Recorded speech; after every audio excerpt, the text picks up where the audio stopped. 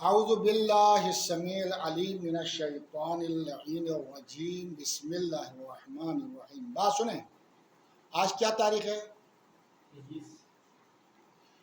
23 ستمبر سن 2023 21 ستمبر سن 2023 ہم پڑھا رہے ہیں اصول فقہ۔ کیا ہے؟ اصول فقہ۔ آج کا ہمارا درس ہے مقدمہ۔ پرسوں شیخ صاحب نے فرمایا تھا جب ابحاث علم اصول تقسیم کیا تھا تو وہاں کہا تھا کہ ٹوٹل جو علم اصول فقہ میں جو اس کتاب میں ہم جو موضوعات زیر بحث لائیں گے ان کی 4 قسمیں ہیں، اور آخر میں ایک مقدمہ بھی ہے کہا تھا، وہ بھی ملا کے 5 ہو گئے تھے۔ اما یہ جو مقدمہ ہے نا، یہ جو مقدمہ ہے وہ مقدمہ نہیں ہے جو آخر میں لائے گا، سمجھ آنے گا؟ اچھا، وہ تو تعادل اور تراجیح کے بحث میں ہے۔ کس میں ہے؟ سمجھ آگے بات؟ یہ ایک مقدمہ ہے۔ یہ مقدمہ جو ہے اس لیے ذکر کر رہا ہے، کچھ مباحث لغویہ یہاں ہم ذکر کریں گے، اس لیے کہ یہ کچھ ہم بحثیں اس لیے کرنا چاہتے ہیں کہ علوم ادبیہ میں، یعنی ادبی علوم میں، ادبیات میں، یا تو یہ بحث ایسے ہے کہ بحث تو کیے ہیں لیکن بحث کامل نہیں کیے ہیں علماء ادبیات نے، یا اصلا نظر انداز کیا ہے ان مباحث جو ہم مقدمہ میں بتانا چاہتے ہیں، چونکہ اصلا باقی علماء نے ان کو نظر انداز کیا ہے، اس لیے ہم مقدمتاً ان ابحاث کا ذکر کرتے ہیں، ٹھیک ہے نہیں؟ مباحث لغویہ کا ذکر کرتے ہیں۔ المقدمہ تبحث عن امور، بحث کیا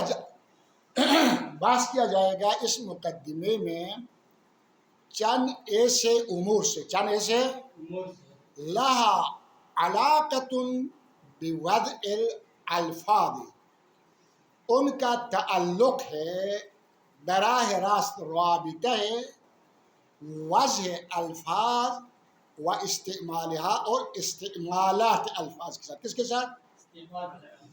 الفاظ میں بھی دیکھیں، الفاظ میں بھی 2 صورتیں، ایک صورت الفاظ کی وضع ہے اور ایک صورت استعمال ہے۔ یہ جو مباحث ہم مقدمے میں ہم ابھی ذکر کریں گے، بتا دیں گے، ان میں سے کچھ کا تعلق وضع الفاظ کے ساتھ ہے اور کچھ کا تعلق استعمال الفاظ کے ساتھ ہے، و دلالت یا دلالت کے ساتھ ہے۔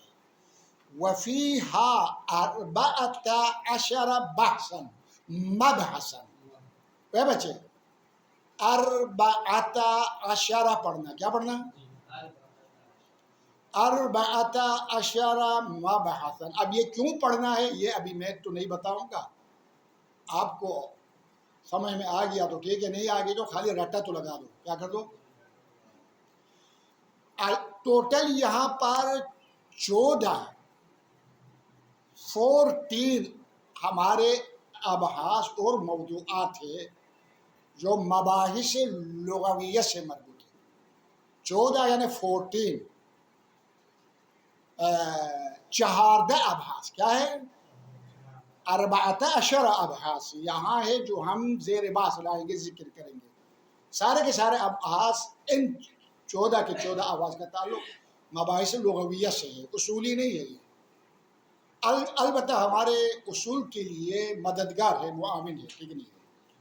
سب سے پہلے حقیقت الوضع، ادھر دیکھو، آپ کو ہم وضع کی حقیقت روشن کریں گے، واضح کریں گے۔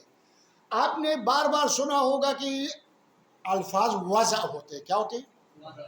الفاظ یعنی یہ دلالت وضعیہ ہے، ٹھیک ہے؟ یا کیا مطلب، یعنی یہ وضع یعنی کیا؟ what is this وضع؟ وضع ہے کیا ہے؟ اس کی حقیقت اور ماہیت سمجھانا چاہتا ہے، سمجھ آیا؟ لا شک کا، کوئی شک و شبہ نہیں ہے، کیا ہے؟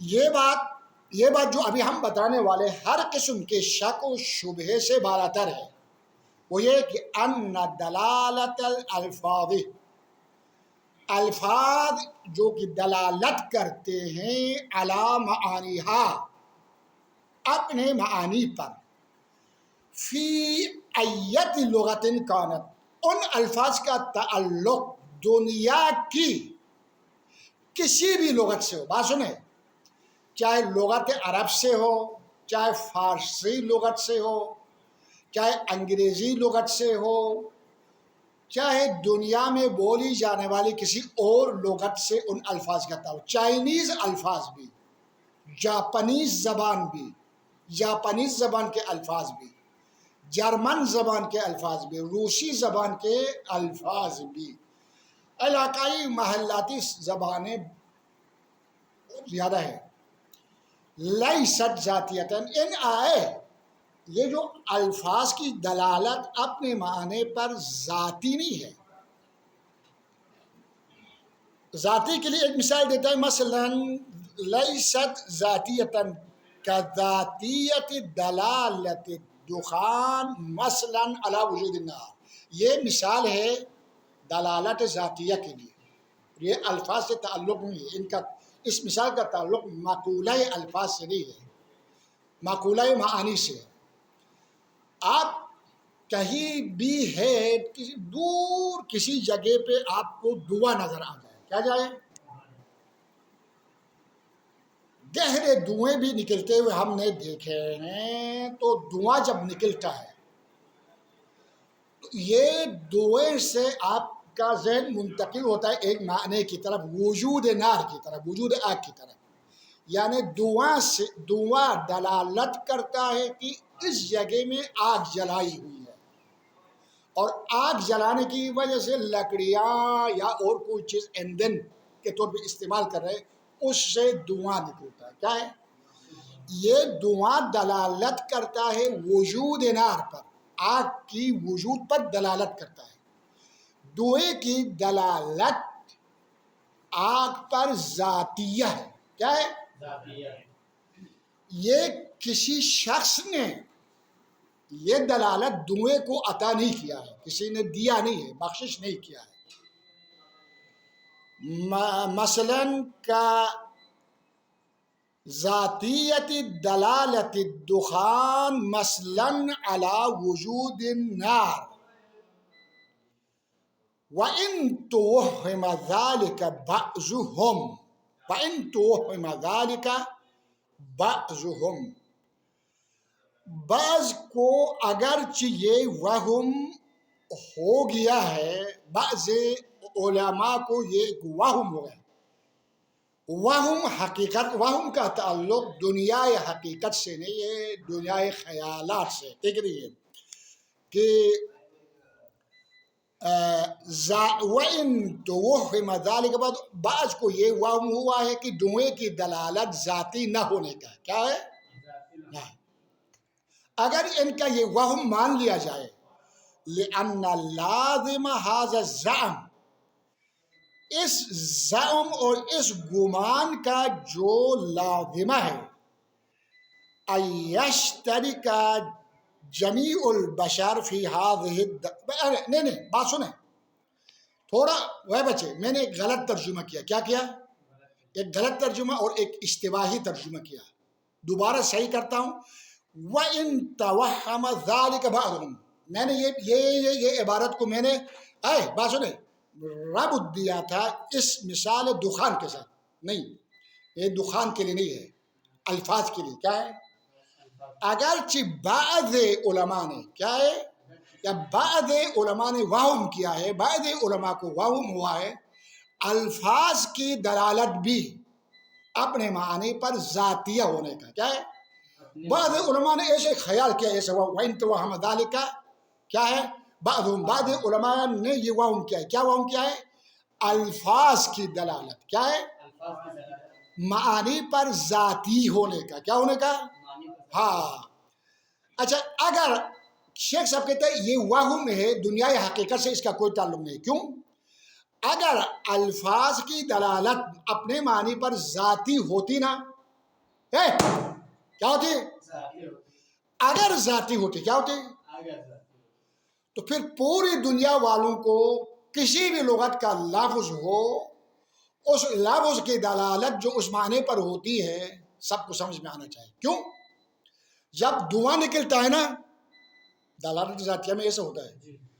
پوری انسانیت مشترک ہے، کسی بھی لغت سے اس کا تعلق ہو، سب سمجھتے ہیں دھوئیں سے کہ یہاں آگ جلی ہوئی ہے. ایسا نہیں ہوتا کہ عرب والے سمجھے عجم والے نہ سمجھے، فارسی بولنے والے سمجھے انگریزی بولنے والے نہیں سمجھے، انگریزی بولنے والے سمجھے جرمنی نہ سمجھے. وجود دعا ہو تو اگر ہمارے اس کمرے میں 10 لغت بولنے والے ہو اور آگے دعا نکلتا ہو، سب کو یہ علم ہوتا ہے کہ یہاں آگ ہے. کیا ہے؟ اسی طرح اگر الفاظ کی دلالت کیا ہے؟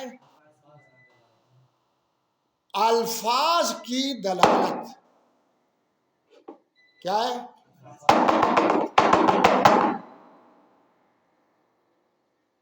الفاظ کی دلالت اپنے معنی پر ذاتیہ ہو تو چائنیز زبان کے الفاظ ان کی جو دلالت ہے معنی پر ہمارے سمجھ میں آنا چاہیے تھا، کیونکہ دلالت ذاتیہ یہی ہوتا ہے، ہر کسی کے سمجھ میں آتا ہے.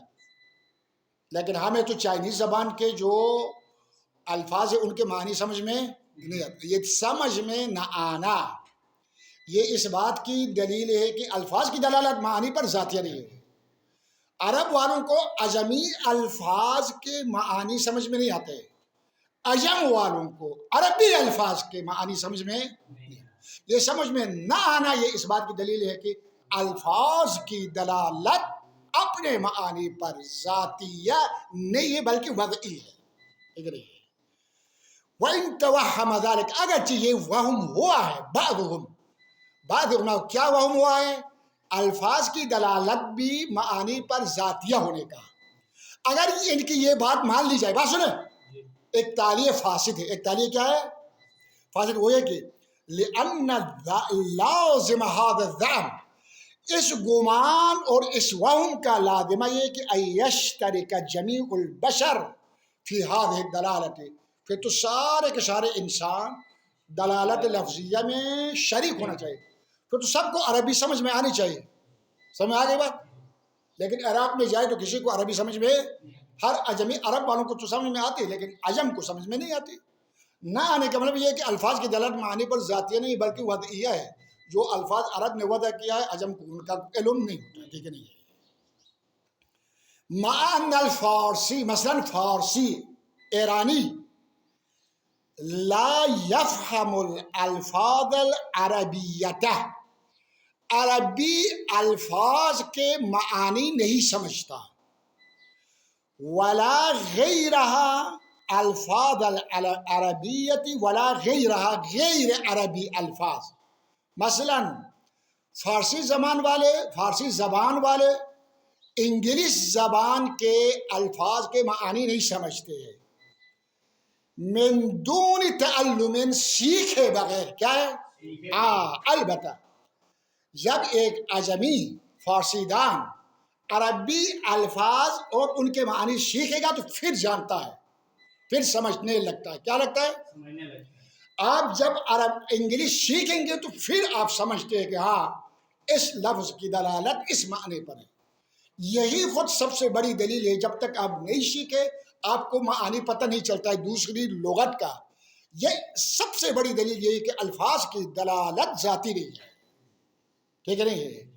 من دون تعلم وَكَذَلِكَ الْعَكْسُ فِي جَمِيعِ اللغات. جمیع اللغات ادھر دیکھیں. وَكَذَلِكَ الْعَكْسُ فارسی کے برعکس کرو. عربی والا کیا ہے؟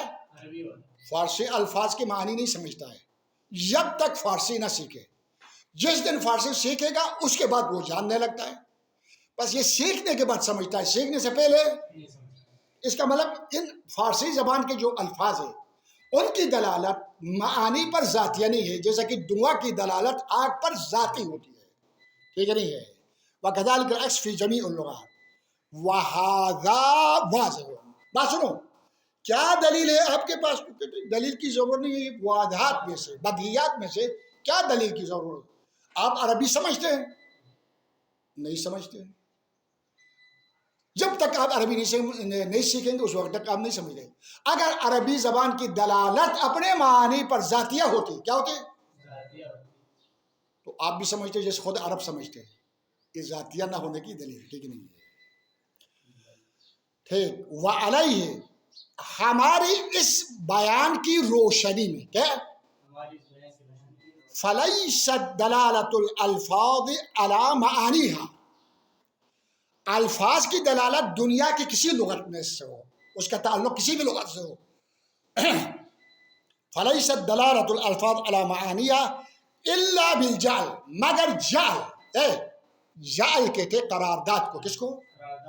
قرارداد۔ یہ بات سنیں، ہر لغت کا کوئی واضح ہوتا ہے، کیا ہوتا ہے؟ واضح لغت یہ کہتا ہے اے میری لغت سے تعلق رکھنے والوں انسانوں، اے بنی نوع بشر، میں آج کے بعد اس لفظ کو اس معنی کے لیے جعل قرار دیتا ہوں۔ کیا قرار دیتا ہوں؟ یعنی میں نے اس لفظ کو اس معنی کے لیے مخصوص کر دیا۔ اس کے بعد جب یہ لفظ میں بولوں اور تم بولیں تو اس معنی پہ استعمال کرنا اور اسی معنی کو ارادہ کرنا اور اسی معنی کو سمجھنا، ٹھیک ہے نہیں؟ وعلیہ فلیست دلالت الالفاظ علی معنیها الا بالجعل والتخصیص، یا جعل کا ہو یا تخصیص کا ہو، لفظ کو معنی کے ساتھ مخصوص کر دینا۔ کیا کر دینا؟ جعل یعنی لفظ کو معنی کے لیے قرار دینا۔ کیا قرار دینا؟ قرار دینا، ٹھیک ہے نہیں ہے؟ یہ کس کی طرف سے ہوتی؟ من واضح تلک الفاظ لمعانیہا، اسی الفاظ کے وعدے کی طرف سے معانی کے لیے۔ حالانکہ ہر لغت کا اپنا اپنا وعدے ہوتے، وعدے کیا ہوتا ہے؟ لغت ہوتا ہے، وہ الفاظ کو کیا کرتا ہے؟ وضع کرتا ہے، یعنی جعل کرتا ہے یا تخصیص دیتا ہے لفظ کو معنی کے ساتھ، دنیا کی کسی بھی لغت سے تعلق ہے۔ ولذا تدخل الدلالت اللفظیت ہذہ فی دلالت الوضعیہ، اسی لیے دلالت لفظیہ شامل ہے دلالت وضعیہ میں، یعنی دلالت لفظیہ کو دلالت کیا کہتے ہیں؟ وضعیہ کہتے ہیں۔ وہ بچے اس گرمی میں مر جاؤں گا، ہلاک ہو جاؤں گا، یہ پنکھا بھی نہیں ہے، میں کیسے پڑھاؤں؟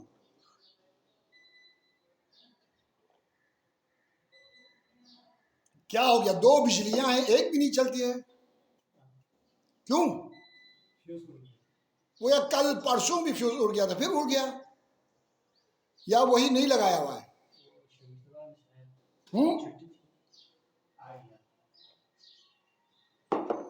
یا خدا کے بندے اس گرمی میں کیسے پڑھوں گا؟ میں جو ہے نا، یہ ایک بحث تھا، ٹھیک ہے نہیں؟ ہاتھ ہے جیسے والدہ تدخل الدلالت اللفظیہ ہاتھ فی دلالت الوضعیہ، یہ ایک چیپٹر، ایک بحث ختم ہو گیا، الاول۔ بحث نمبر 2 کیا ہے؟ من الواضح۔ ابھی ہم نے ابھی بتا دیا کہ دنیا کی کسی لغت، کوئی بھی لغت ہو، اس کا کوئی نہ کوئی واضح ہوتا ہے، الفاظ کو جعل کرتا ہے، قرار دیتا ہے یا تخصیص کر دیتا ہے معانی کے لیے۔ کیا کر دیتا ہے؟ اب یہ لغت کا واضح کوڈ ہے، اپنی اپنی زبان کا ہے، ہر زبان کا واضح لغت کوڈ ہے۔ ولیکن من ذالک الواضح، من نہیں پڑھنا ہے، who's this واضح گرامر لغت، who's this ڈکشنری واضح، ولیکن من ذالک الواضح الاول فی کل لغت من اللغات، دنیا کی مثلا فارسی زبان دیکھو، وہ بچے ہاں چونکہ طالب علم زیادہ تر فارسی اور عربی سے مربوط ہے نا، تو ہم اپنے مثال کو فارسی اور عربی تک محدود رکھیں گے، باقی زبانوں کو آپ لوگ اسی پہ قیاس کرنا، ٹھیک ہے؟ ہر لغت کا واضح اول کون ہے؟ کوئی پتہ بھی ہے؟ فارسی لغت کو سب سے پہلے کس نے وضع کیا ہے؟ اس کا نام کیا ہے؟ اس کا حسب نسب کیا ہے؟ اس کے ماں باپ کون ہے؟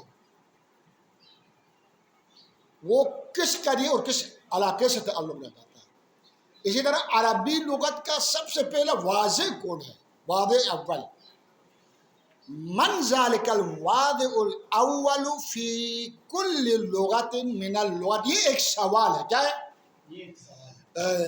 دس از اے کوشچن. آنسر از مشکل. اس کا جواب ذرا مشکل ہے. کیا ہے؟ آسان جواب نہیں ہے. قیل، جواب میں کہا گیا ہے کہ ان الواضع، ایک یعنی قیل کسی نے کہا ہے کہ ان الواضع لا بد ان یکون شخصا واحدا. یہ کیا بات سنو، ہر لغت کا واضع ضروری ہے ایک ہی شخص ہونا چاہیے. سب سے پہلا کیا ہے؟ نمبر 1، ہر لغت کا واضع ایک شخص ہونا چاہیے. کیا ہونا چاہیے؟ واحداً. اچھا، یتبع جماعت من البشر فی التفاہم بتلک اللغہ. اس کے بعد اس واضع اول کی مطابقت، اس کی پیروی اور اس کی تقلید کرے ایک جماعت اسی لغت سے، اور افہام و تفہیم کے وقت اب وہ استعمال کرے اس لغت کو. کیا کرے؟ ایک نے وضع کر کے الفاظ آپ کو دے دیا. کیا کر دیا؟ الفاظ وضع کر دیا معانی کے لیے اور آپ کے حوالے کر دیا شخص واحد نے.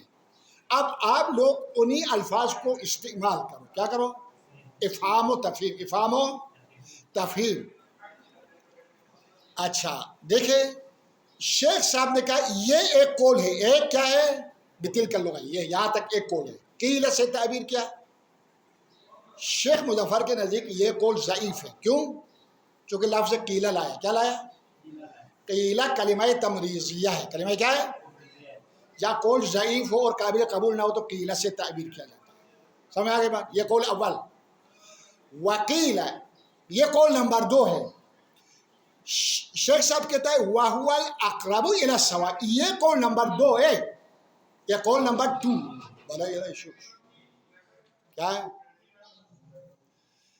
یہ قول نمبر 2 اقرب الی الصواب. بات سنیں، یہ حقیقت کے زیادہ قریب ہے.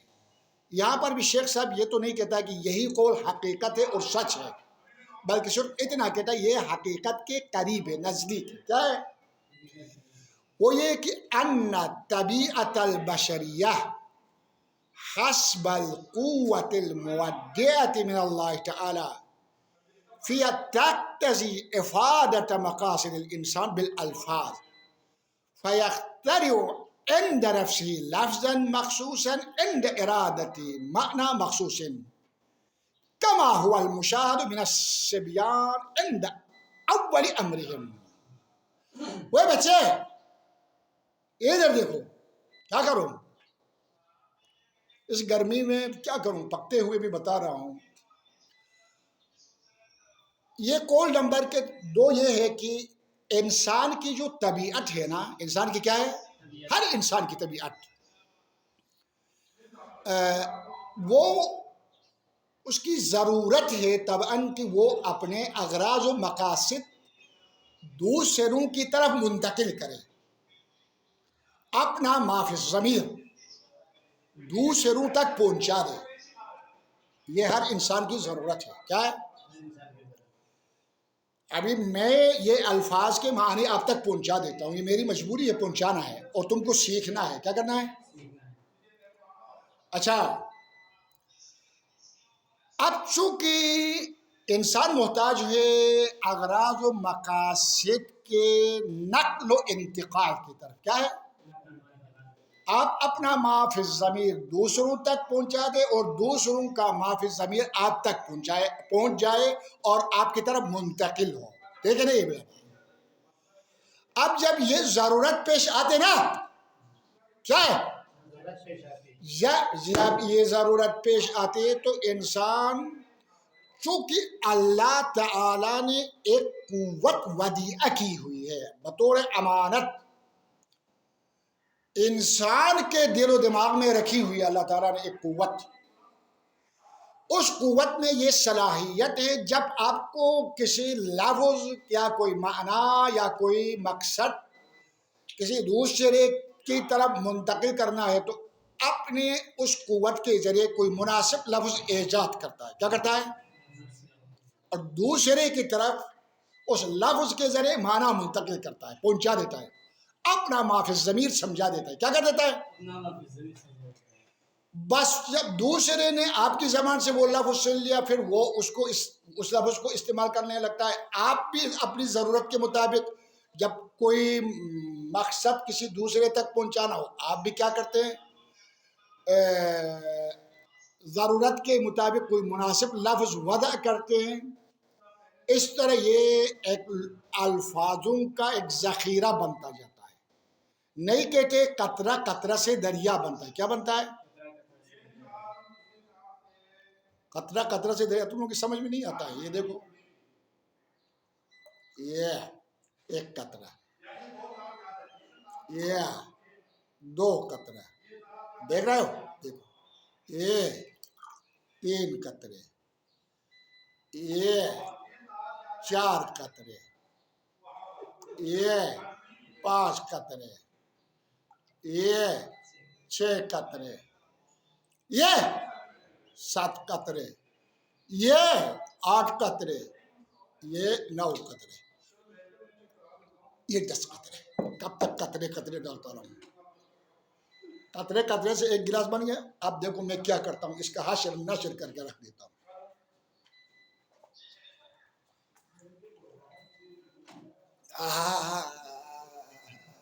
خالی خالی خالی ہو گیا، خالی خالی ہو گیا، ہو گیا ہو گیا، دیکھو کچھ بھی نہیں۔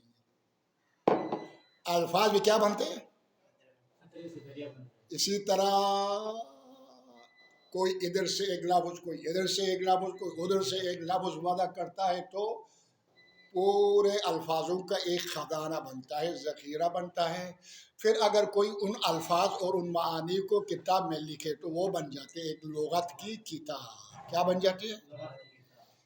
جیسے یہ ہمیں بچوں میں نظر آتا ہے۔ کس میں نظر آتا ہے؟ چھوٹے چھوٹے بچے جب 1 سال 2 سال کے ہوتے ہیں نا، بلکہ اس سے بھی چھوٹی عمر میں کیا ہے، وہ اللہ تعالیٰ کی دی ہوئی فطری جو ایک صلاحیت ہے، ان کو پتہ نہیں ہے کہ ہم کون سے الفاظ کن معنیوں کے ہم استعمال کرتے ہیں۔ ابھی وہ سمجھ بھی نہیں سکتا ہے، پتہ بھی نہیں ہے، علم بھی نہیں ہے۔ وہ خود اپنی ضرورت کے مطابق اشیاء کے نام رکھتا جاتا ہے۔ کیا رکھتا رہتا ہے؟ آپ پانی کہتے ہیں تو وہ واٹر کہتا ہے، نہیں واٹر بھی نہیں کہتا ہے کہ بہت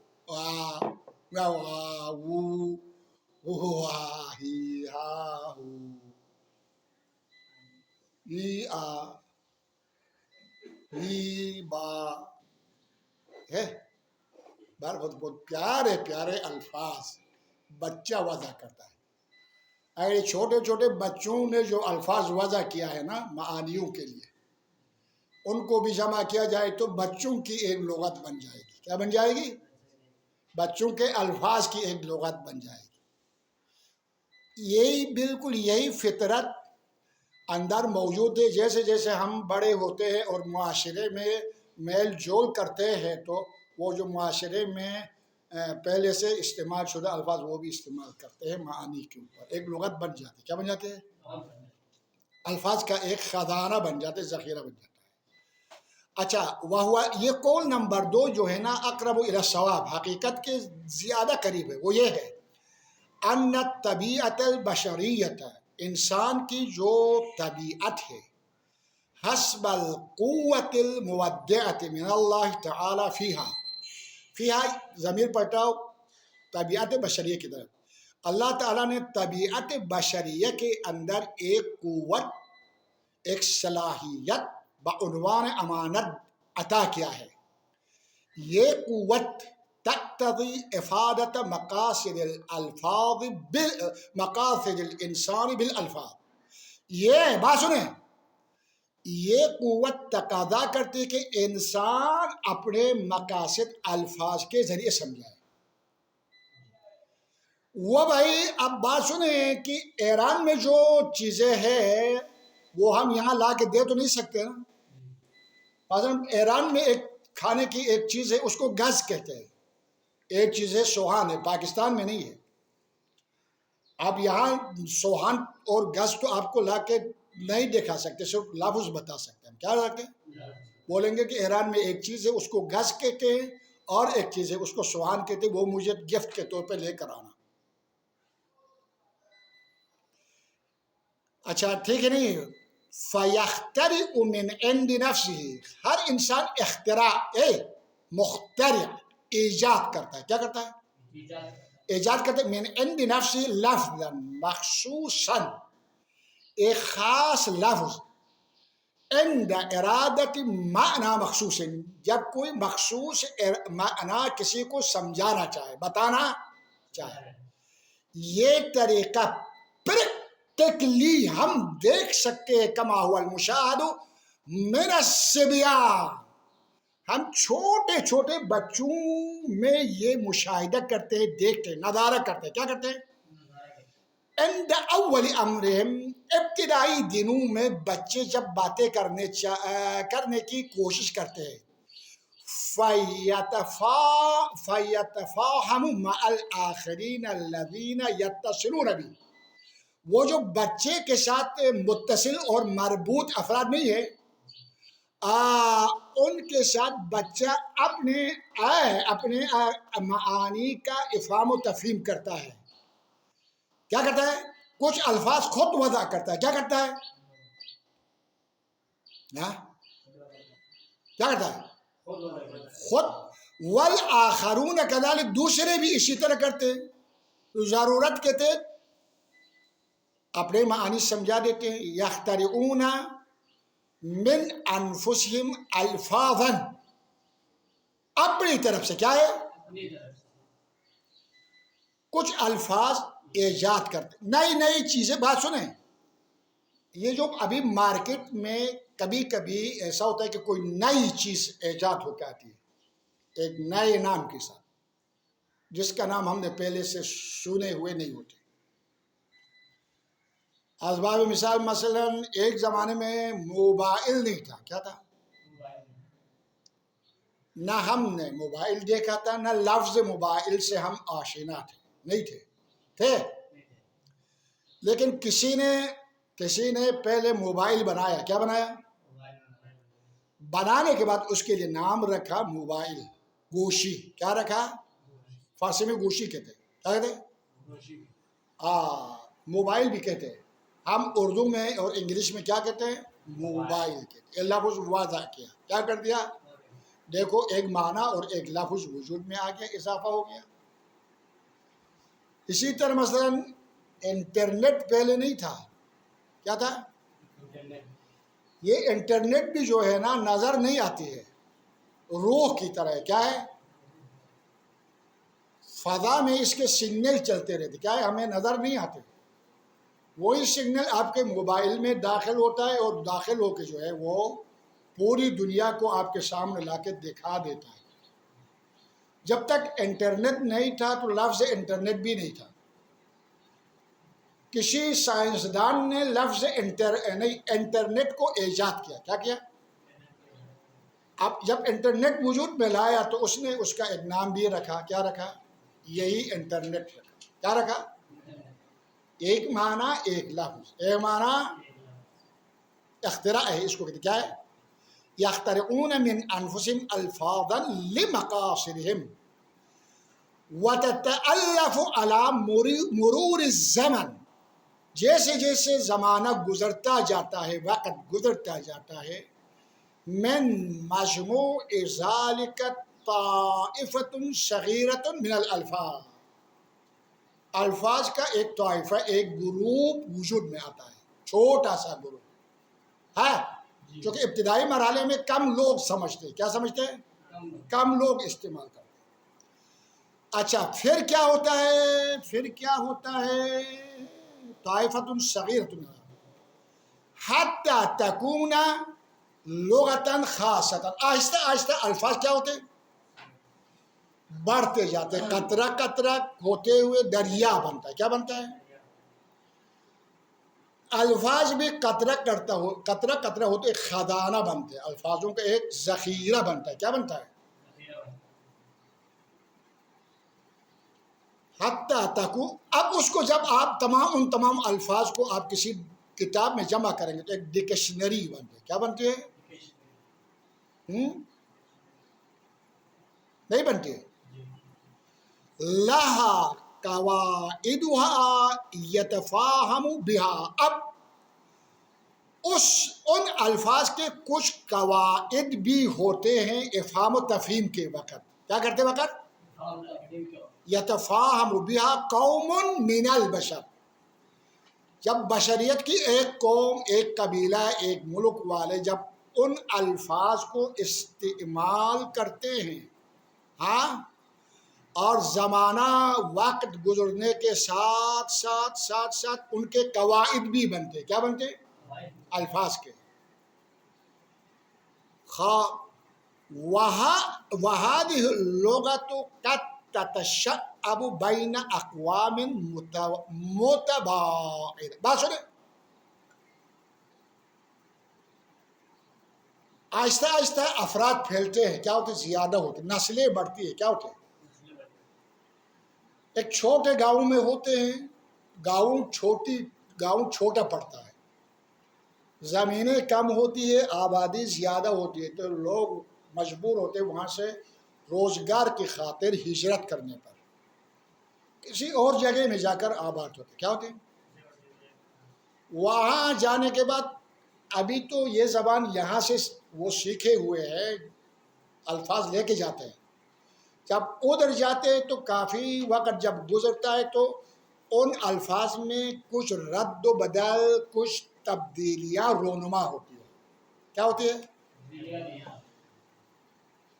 کچھ تبدیلیاں رونما ہوتے ہوتے وہ خود ادھر پہلے والے لغت سے ایک مستقل لغت بن جاتی ہے. وہاں سے پھر کوئی اور گروپ مائگریٹ کر کے کہیں اور چلا جاتا ہے، وہ وہاں رہنے لگتے ہیں. اس میں پھر ادھر وہ جو الفاظ لے کے گئے تھے وہی تو نہیں رہیں گے نا، اضافہ ہوں گے. کیا ہوں گے؟ ابھی تو کچھ الفاظ لے کے گئے تھے، جب دوسرے علاقے میں جا کے آباد ہوں گے، ان کی نسلیں پیدا ہوں گی، اولادیں پیدا ہوں گی، ان کی ضروریات بڑھتی جائیں گی، زیادہ معانی، زیادہ اغراض و مقاصد ہوں گے تو زیادہ الفاظ وضع کریں گے. کیا کریں گے؟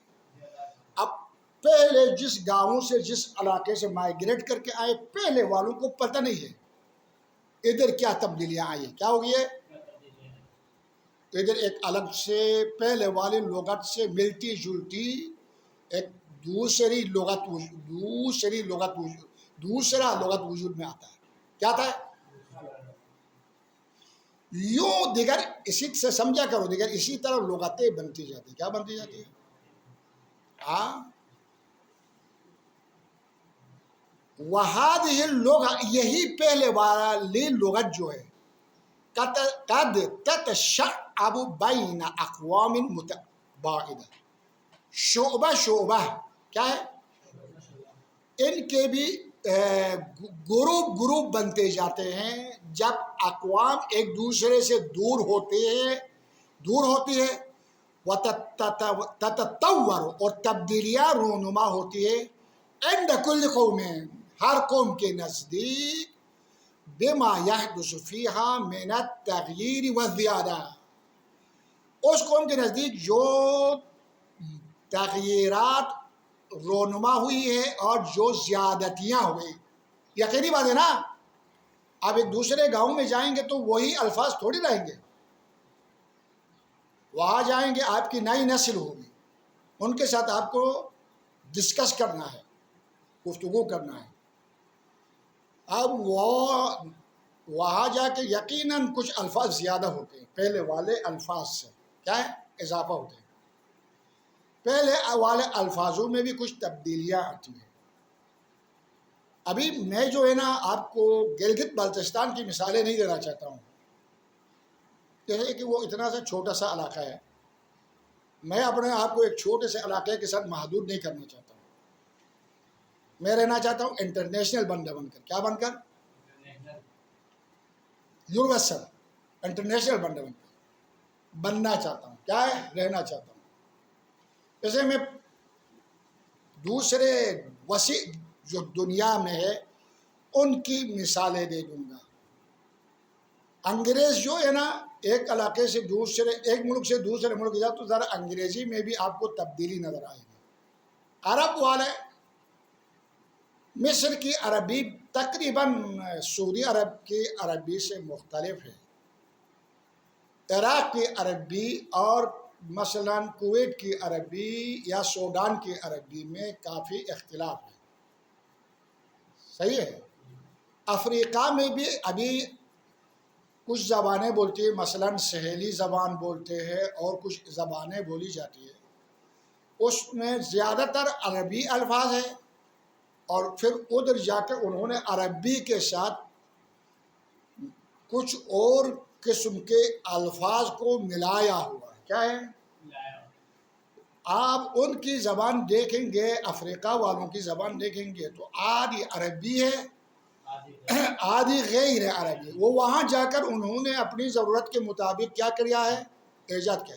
اب ادھر عرب والے ان الفاظ کو نہیں سمجھتے تو وہ ایک لغت بن گئی الگ سے۔ کیا بن گئی؟ وہاں پھر افریقہ میں ایک زبان تھوڑی، متعدد زبانیں بن گئی۔ وَتَتَوُّرٍ عِنْدَ كُلِّ قَوْمٍ، تطور تبدیلیاں، عِنْدَ كُلِّ قَوْمٍ بِمَا يَحْدُثُ فِيهَا مِنَ التَّغَيُّرِ وَالزِّيَادَةِ، حَتَّى قَدْ تَنْبَثِقُ، پھیل جاتا ہے اس سے، منہا ان الفاظ سے، لغات اخرى، تنبثق بن جاتے ہیں، کیا ہے؟ کچھ اور لغتیں، فَيَشْبَهُ لِكُلِّ جَمَاعَةٍ لغتهم الخاصة، ہر جماعت، ہر گروپ کے نزدیک ان کی ایک مخصوص لغت وجود میں آتی ہے۔ کیا بنتی ہے؟ وہی بچے یہاں دو قول نقل کیا شیخ صاحب نے، کیا ہے؟ دو نظریات۔ قول اول بھی قیلہ سے تعبیر کیا، لیکن وَهُوَ الْأَقْرَبُ إِلَى الصَّوَابِ نہیں کہا۔ قول دوم میں کہا وَهُوَ أَقْرَبُ إِلَى الصَّوَابِ، اور چونکہ وہ شیخ صاحب خود اس کو قبول کرتے ہیں، اس نظریے کو ایکسپٹ کرتے ہیں، شیخ صاحب کیا کرتے ہیں؟ اس لیے ذرا تشریح دے دی۔ کیا کر دی؟ زیادہ تشریح دے دی، ٹھیک ہے نہیں ہے؟ اب نتیجہ نکالتے ہیں ہم، کیا نکالتے ہیں؟ وَعَلَيْهِ تَكُونُ حَقِيقَةُ الْوَضْعِ، اب حقیقت وضع تقریباً آپ کی سمجھ میں آ جائے گی۔ کیا آ جائے گی؟ هو جعل اللفظ، لفظ کو قرار دینا ہے، بِأَدَاءِ الْمَعْنَى، ایک معنی کے مقابلے میں، وَتَخْصِيصِهِ بِهِ، اور لفظ کو اس معنی کے ساتھ مخصوص کر دینا ہوتا ہے۔ وَبِمَا يَدُلُّ عَلَى اختیار، اب ادھر دیکھیں بھائی، اے بچے ادھر دیکھو میری طرف، شیخ صاحب قول ثانی کو اختیار کرتا ہے نا، چوز کرتا ہے۔ کیا کرتا ہے؟ چوز کرتا ہے یا چوائس کرتا ہے؟ کیا کرتا ہے؟ کون سا صحیح ہے؟ دونوں صحیح ہے۔ چوز وہ چوزنا نہیں ہے، یہ نہیں، چوائس ایکسپٹ کرتا ہے شیخ صاحب۔ کیا کرتا ہے؟ ایکسپٹڈ۔ قول ثانی، قول نمبر 2، اس کی ایک دلیل بھی بتا دیتا ہے ایک آدھے سطر میں۔ کیا ہے وہ؟ یہ ہے وَمِمَّا يَدُلُّ عَلَى اختیار القول الثانی، ان دلیلوں میں سے ایک جو قول ثانی کے اختیار کرنے پہ، چوز کرنے پہ جو دلالت کرتی ہے، فی الواقع، وہ یہ کہ انہو لو کان، یہ قول اول نے کہا تھا شخص واحد ہوتا ہے۔ کیا کہتا ہے؟ لو کان الواضع شخصا واحدا، اگر ہر لغت کا واضع اگر شخص واحد ہوتا، اپو استکنچک کی طرح، اب استکنچک نظر آ رہا ہے، وہ دیکھو، اگر ایسا کوئی ہوتا، سندھی لغت کا واضع یہ ہوتا شخص اول، یہ عجیب و غریب مخلوق، اگر یہ ہوتا انہ لو کان الواضع شخصا واحدا لنقل ذلك فی تاریخ اللغات، اس کا نام، نشان، حسب، نسب، قوم، قبیلہ، ہسٹری، لغوی کتابوں کی تاریخ میں لکھی ہوئی ہوتی کہ نام یہ فلان ابن حاج کیا ہے، حاج کولی خان ابن روزی خان جنت مکان خلد آشیان نے یہ لغت وضع کیا ہے. کیا وَلَا عُرِفَ عِنْدَ كُلِّ قوم كُلِّ لغت، ہر لغت والے اپنی لغت کے وعدے کو جانتے ہیں. کیا کرتے ہیں؟ پہچانتے. عرب والے اپنی لغت کے وعدے کو جانتے، عجم والے اپنی لغت کے وعدے کو جانتے، چونکہ شخص واحد تھا نا، اس نے وضع کیا ہے، ایجاد کیا ہے لغت. جبکہ ہسٹری میں، لغت کی ہسٹری میں، ہر لغت کی ہسٹری میں کوئی شخص واحد کا نام نظر نہیں آتا ہے. اس سے معلوم ہوتا ہے کہ الفاظ وضع کرنے کا جو خاص طریقہ ہے وہ طریقہ نمبر 2 ہے. کیا کہتے ہیں؟ طریقہ نمبر 2 ہے، نہ کہ طریقہ نمبر 1. وہ باطل ہے، وہ غلط ہے. کیوں؟ اگر آپ کی لغت کا شخص واحد ہے تو اس کا نام کدھر ہے؟ کہاں ہے؟ کھا گیا کیا؟ زمین کھا گئی یا آسمان اٹھا لے گیا؟ اس کی کوئی قبر بھی ہوتی اور لوگ اس کا مقبرہ بنا لیتے. کیا کرتے؟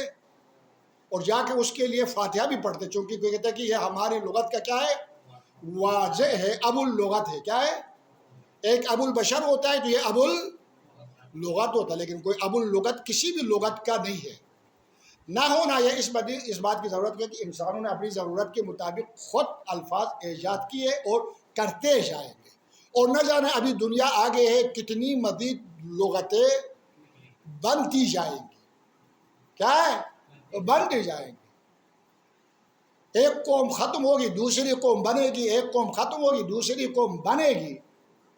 پہلے والے قوم اپنی زبان بھول جائیں گے. ہماری ایک زبان ہے، ہم اپنے علاقے میں بولتے تھے، ابھی آئے ہیں ہماری اولاد یہاں پیدا ہوئی تو وہ زبان بول نہیں سکتے ہیں، بول نہیں پا رہے ہیں، اور اگر بولتے بھی ہیں تو ٹوٹی پھوٹی طریقے سے بولتے ہیں. کیا کرتے ہیں؟ تو اب آئندہ جا کر ان کی ایک الگ لغت بن جائے گی، ٹوٹی پھوٹی مادری زبان. کیا بن جائے گی؟ ہاں. بہت سارے پاکستانی، گلگتی بلتستانی، سندھی، پنجابی ایران میں گئے. کیا گئے؟ اب جو ایران میں ان کے بچے پیدا ہو گئے ہیں وہ اپنی پنجابی، اردو، سندھی، ہندی، بلتی، گلگتی وہ ٹوٹی پھوٹی بولتے ہیں. کیا بولتے ہیں؟ اب وہاں اگر وہ آباد ہو گئے تو شاید ایک ٹوٹی پھوٹی لغت وجود میں آئے گی. نہ فارسی ہوگی، نہ بلتی ہوگی، نہ سندھی ہوگی، نہ ہندی ہوگی، نہ بنگالی ہوگی. کیا ہوگی؟ ایک اور لغت وجود میں آ جائے گی. اسی طرح لغتیں بنتی جاتی. کیا ہے؟ وصلی اللہ علی محمد وآلہ الطیبین الطاہرین. سمجھ گئے ہوں گے انشاءاللہ.